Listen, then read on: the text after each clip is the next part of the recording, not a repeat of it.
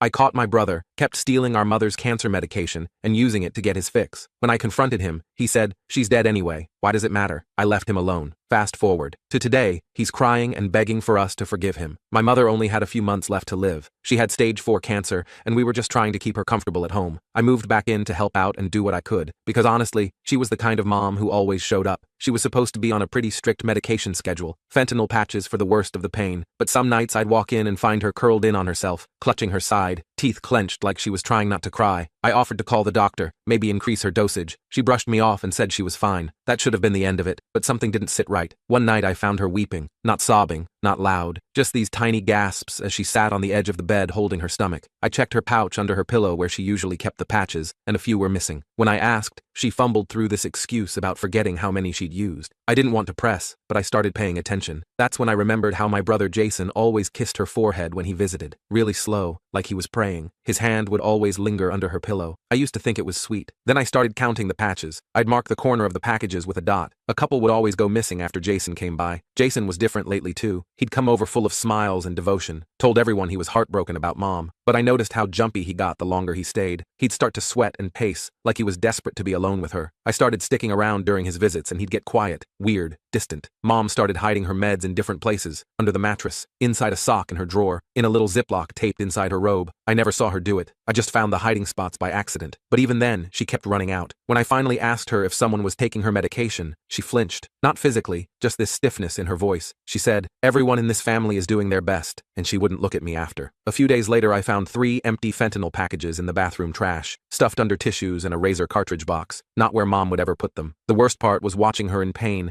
and knowing she was timing her relief around Jason's visits. She'd wait hours just to make sure he didn't have the opportunity to steal more, and even then, he'd find a way. She finally broke one night. I found her shaking and pale and she asked if I'd sit in her room when Jason visited. She didn't explain, just asked, quiet, embarrassed. I said yes. I didn't even think. I just sat. That night, I installed a small camera in the room. It looked like a clock. She nodded when I told her. No words, just that same tired look. The footage nearly broke me. Jason bent over to kiss her like always. Then his hand slid under the pillow and he pocketed the patch in one clean motion. She didn't move. She just lay there, eyes closed, pretending. I confronted him alone. He didn't deny it. He even seemed proud of it. Said he could get his fix for free. He even blamed us. Said no one noticed because we were all too focused on Mom. She's dead anyway. Why does she matter more? I stood there feeling sick. It's at that moment that Mom called for us. She'd heard. She told us both she knew all along, that she had tried asking her doctor for more, but there were limits. She said she didn't want her last days to be filled with fighting. Her voice was weak, but firm. I called Jason outside the next day. He looked ready for a fight. I handed him an envelope. Inside was some money and the address of a rehab facility. I looked him straight in the eyes and said, "You have 2 choices. Get help now, or don't come back until after she's gone." And Jason lunged at me, swinging wildly. I stepped back, but his fist caught my shoulder. I stumbled but didn't fall. He kept coming, all flailing arms and incoherent shouting. I managed to grab his wrists and push him back. "This is what you're choosing?" I asked. "This is how you want to spend Mom's last weeks?" He yanked himself free and stormed off to his car. I watched him peel out of the driveway, my heart pounding. I had no idea if he'd take the rehab information or throw it away. All I knew was that I had to protect Mom. I went back inside and found Mom crying silently in her bed. I sat beside her and held her hand. "I'm sorry," she whispered. "I should have said something sooner." I shook my head. "This isn't your fault. None of this is your fault." That night, I called Mom's doctor and explained the situation. She was understanding but concerned. She suggested we switch to a different pain management system, one that would be harder for Jason to abuse. Instead of patches that could be easily pocketed, she prescribed a liquid form that had to be measured and administered immediately. It wasn't ideal. Mom preferred the steady release of the patches, but it was safer. The next few days were quiet. Jason didn't call or visit. I focused on making Mom comfortable, learning the new medication routine, and trying to create some happy moments in between the hard ones. We watched old family videos one afternoon. Mom told me stories about when Jason and I were little, before everything got complicated. "He was such a sweet boy," she said, looking at footage of 7-year-old Jason helping her in the garden. "Always trying to take care of everyone." I bit my tongue. The Jason I knew now was only taking care of himself. 4 days after our confrontation, Jason showed up unannounced. I was in the kitchen making lunch when I heard the front door open. I tensed, ready for another fight, but when Jason walked in, something was different. He looked clearer somehow, still rough around the edges, but his eyes weren't as wild. "I went," he said simply, "to the place. I talked to them." I nodded cautiously. "And they have a bed open next week, 30-day program." He shifted uncomfortably. "I don't have insurance though." I sighed. Of course he didn't. "We'll figure something out." Jason glanced toward Mom's room. "Is she awake? Can I see her?" "She's resting," I said. "And we've changed her medication. There's nothing for you to take anymore." He flinched like I'd slapped him. "I didn't come for that.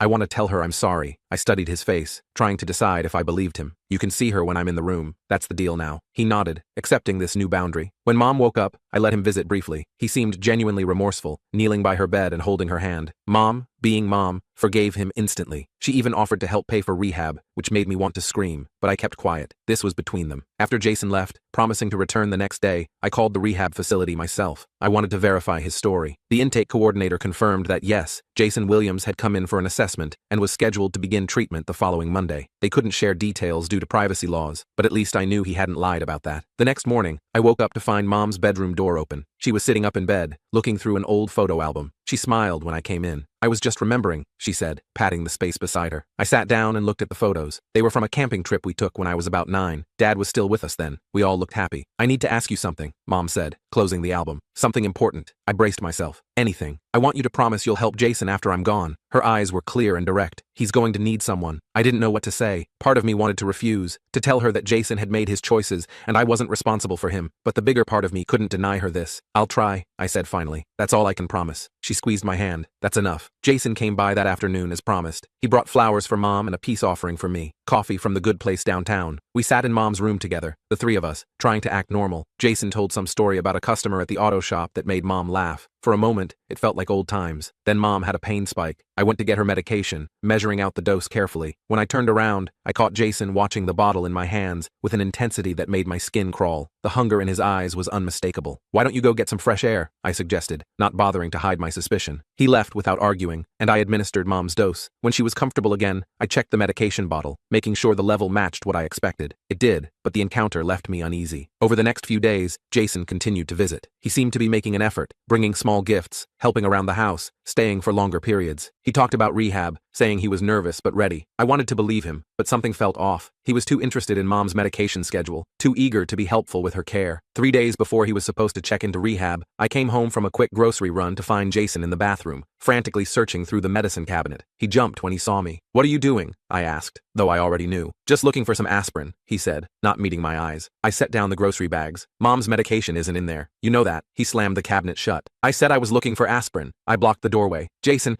if you're still using, the rehab isn't going to work. You have to be honest. Get out of my way," he growled, pushing past me. I grabbed his arm. "Wait, just talk to me." He yanked free and stormed out of the house. I heard his car start up and screech away. I checked on Mom, who was sleeping peacefully, unaware of what had just happened. Then I did a thorough inventory of her medication. Everything was accounted for, thankfully. That night, I got a text from Jason. "Sorry about today. Nervous about rehab. Still going, I promise." I wanted to believe him. I really did. The next day, I had to take Mom to a doctor's appointment. It was a struggle getting her in and out of the car, and she was exhausted by the time we got home. I helped her into bed and gave her medication. She fell asleep almost immediately. I was in the kitchen making tea when I heard a noise from the front of the house. Thinking she might need something, I went to check on her. As I approached, I noticed the security camera alert on my phone that I'd missed while helping Mom. The footage showed Jason using his old key to enter the house about 10 minutes earlier. I hurried to Mom's room, but she was still sleeping peacefully. I followed the sound of movement and found Jason in Dad's old office, standing by her bedside, going through her nightstand drawer. "What the hell are you doing?" I demanded. He spun around, startled. "I was just looking for her chapstick. Her lips looked dry." I pointed to the chapstick sitting in plain view on top of the nightstand. "Try again." His face hardened. "Fine. I need money for rehab. I was looking for her checkbook. You expect me to believe that? After everything?" I moved closer, lowering my voice so Mom wouldn't wake up. "You're looking for drugs. Admit it. Think whatever you want," he snapped. "I'm trying to get better." I shook my head. "If you were serious about rehab, you wouldn't be in here searching through Mom's things while she sleeps. You don't understand addiction," he said, his voice rising. "It's not that simple." "Lower your voice," I hissed, "and get out. Now." He glared at me but left the room. I followed him to make sure he actually left the house. At the front door, he turned to face me. "I'm still going to rehab on Monday," he said, "whether you believe me or not." After he left, I went back to check on Mom. She was awake, looking sad. "You heard all that?" I asked. She nodded. "He's struggling, Casey. Addiction is a disease." "I know that," I said, sitting on the edge of her bed. "But that doesn't give him the right to steal from you or let you suffer." She sighed. "No, it doesn't. But he's still my son." The weekend passed without any sign of Jason. Monday came, the day he was supposed to check into rehab. I called the facility in the afternoon to see if he'd shown up. Due to privacy policies, they couldn't tell me if he was there,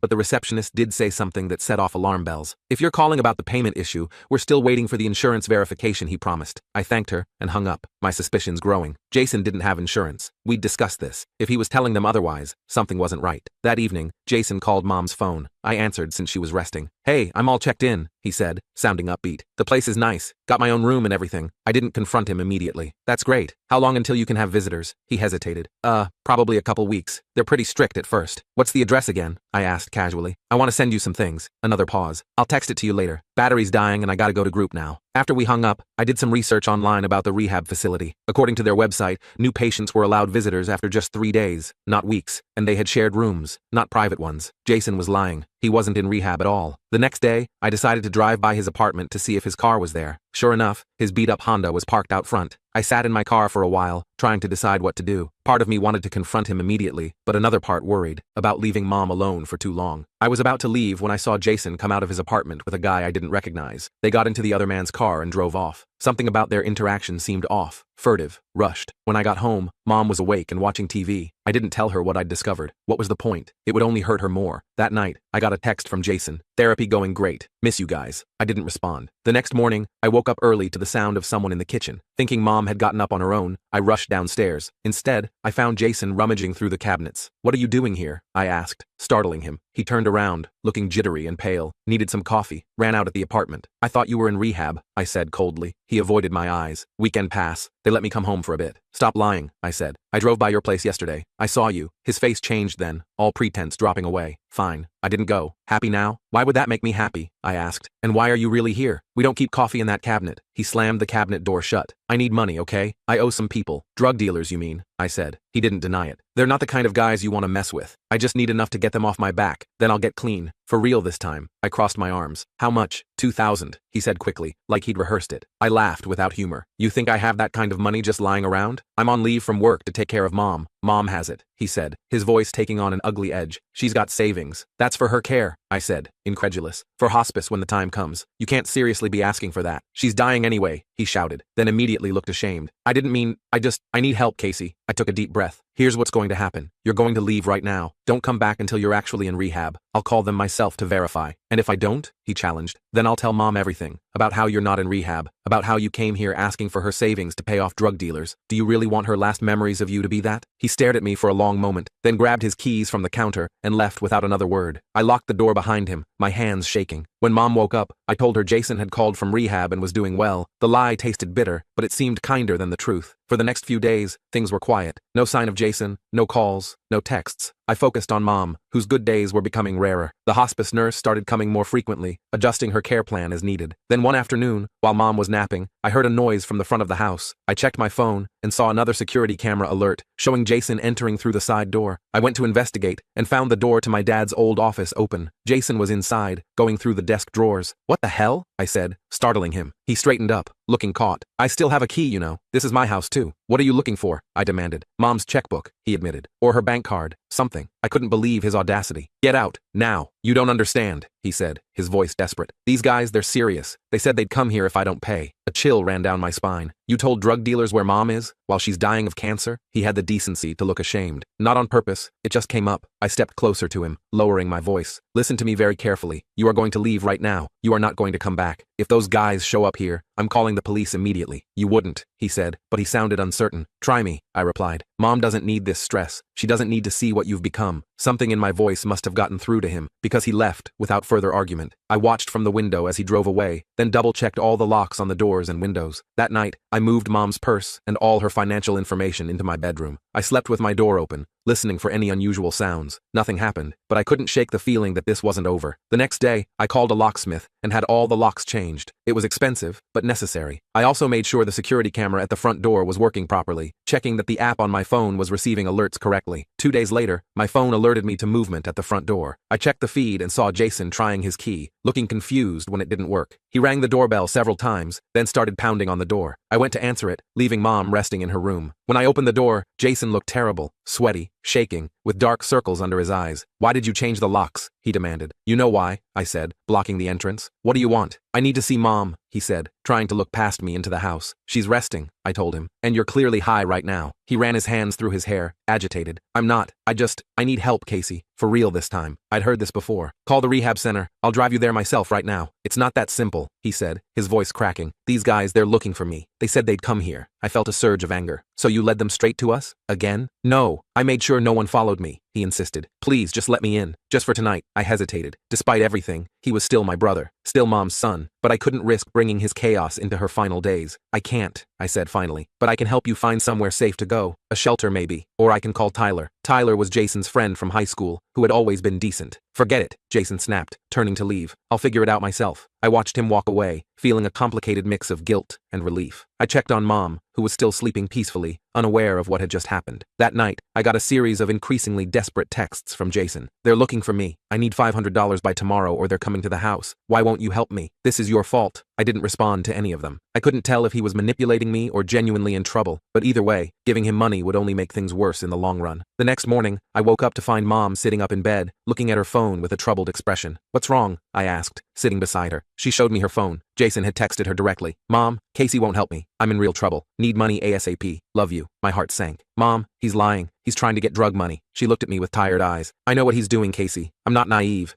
But he's still my son, and he's in pain. A different kind of pain, I pointed out gently. She nodded. Yes, but pain nonetheless. We sat in silence for a moment. Then she said something that surprised me. I want to see him. One more time, but I want to do it right. What do you mean? I asked. Call him, she said. Tell him I'll give him some money, but he has to come here and talk to both of us first. I didn't like the idea of giving Jason money, but I understood Mom's need for closure. I called him and relayed the message. He agreed immediately, saying he'd be over in an hour. While we waited, Mom asked me to help her to the living room. She wanted to be sitting up, not lying in bed, when Jason arrived. I helped her get settled on the couch, making sure she was comfortable with plenty of pillows. Jason showed up looking slightly better than the day before. He'd clearly made an effort. His clothes were clean, his hair combed, but his eyes still had that desperate look. Hi, Mom, he said softly, sitting across from her. Jason, she replied, her voice stronger than I expected. We need to talk. I sat down next to Mom, keeping my eyes on Jason. He kept fidgeting, his knee bouncing up and down like he couldn't keep still. Mom took a deep breath, and I could tell she was gathering her strength for whatever she wanted to say. Jason, I love you, she started, her voice surprisingly steady. I've always loved you. I always will love you, but I can't help you destroy yourself. Jason's eyes darted between us. I just need a little help right now. Then I'll get clean, I swear. Mom shook her head slowly. We've heard that before. I don't have much time left, and I need you to hear me clearly. I will not give you money for drugs. His face fell. But Casey said, I said Mom wanted to talk to you, I interrupted. That was true. Jason stood up abruptly, his face twisting with anger. So this is a setup? You got me over here for nothing? Mom reached out her hand. Sit down, Jason, please. Something in her voice made him listen. He sat back down, though he perched on the edge of the chair like he might bolt any second. I have something for you, Mom said. She nodded at me, and I pulled an envelope from my pocket and handed it to her. She held it out to Jason. This is not cash. It's a paid admission to the rehab center. They're expecting you today. Casey will drive you there right now if you agree. Jason stared at the envelope, but didn't take it. Those guys I owe, they won't care about rehab. They want their money. How much do you actually owe? I asked. He looked down. 800. I laughed without humor. Yesterday it was 500. The day before it was 2,000. What's the real number, Jason? He ran his hands through his hair. It keeps changing, okay? Interest or whatever. Mom's face showed no judgment, just sadness. We can help with the debt, but only after you complete the program. That's the deal. Take it or leave it. Jason finally took the envelope, opening it to look at the paperwork inside. 30 days? I don't think I can do that. You can, Mom said firmly. And you will, because I need to know you're trying before I go. Those words seemed to hit Jason hard. For the first time, I saw real emotion break through the addiction. His eyes filled with tears. I don't want you to go, he whispered. Mom's own eyes welled up. I don't want to go either, but that's not a choice I get to make. What happens to you after I'm gone? That's what keeps me up at night. I had to look away, blinking back my own tears. The three of us sat there in this heavy silence for what felt like forever. Finally, Jason nodded. Okay, I'll go. I wasn't sure I believed him, but I stood up anyway. I'll get my keys. Can I have a minute with Mom first? He asked. I hesitated, looking at Mom. She nodded. It's okay, Casey. I went to get my purse and keys, but stayed close enough to hear if anything went wrong. Through the doorway, I could see Jason kneeling by Mom's side, his head bowed as she stroked his hair. They were talking too quietly for me to make out the words. When I came back, Jason was wiping his eyes. I'm ready, he said. The drive to the rehab facility was mostly silent. Jason stared out the window, occasionally checking his phone. I kept waiting for him to change his mind or make some excuse, but he didn't. At the rehab center, I parked and turned to him. I'm coming in with you. I need to make sure you actually check in. He didn't argue. We walked in together, and I stayed while he filled out paperwork and got processed. The intake coordinator explained that he'd have to surrender his phone and go through a medical evaluation. Jason looked nervous, but nodded along. When it was time for him to go back with one of the staff members, he turned to me. Tell Mom, he started, then stopped. Just tell her I'm doing it, for real this time. I nodded. I will. I watched him walk through the double doors, not fully believing he'd stay, but at least he'd taken the first step. When I got home, Mom was still in the living room, looking exhausted but relieved when I told her Jason had checked in. Did he seem okay? She asked. As okay as can be expected, I said, sitting beside her. He said to tell you he's doing it for real this time. She smiled faintly. I hope so. The next few days were quiet. I focused on taking care of Mom, whose condition was deteriorating faster now. The hospice nurse came daily, adjusting her medication and helping me manage her symptoms. We didn't talk much about Jason. It was like we were both holding our breath, waiting to see if he'd stay in treatment. 4 days after dropping Jason off, I got a call from the rehab center. My heart sank, assuming they were calling to tell me he'd left. Instead, the counselor on the phone asked if I could come in for a family session. Jason has been working hard, she explained. He'd like you to be part of his recovery process. I was surprised, but agreed to come the next day. I arranged for the hospice nurse to stay with Mom during my absence. At the rehab center, I was led to a small meeting room where Jason sat with his counselor, a woman named Diane. Jason looked different already, clearer somehow, though still obviously struggling. Thank you for coming, Diane said. Jason has something he'd like to say to you. Jason cleared his throat. I'm sorry, Casey, for everything, for stealing Mom's meds, for letting her suffer, for threatening to bring my problems to your doorstep. He looked down at a notebook in his hands. I've been working on my step work, and part of that is making amends. I know it's early, but with Mom's situation, I nodded, understanding the urgency. How are you feeling? Like crap, he admitted with a weak laugh. Withdrawal is hell, but they're helping me through it, and I'm staying. I promise. The counselor explained that Jason was doing well,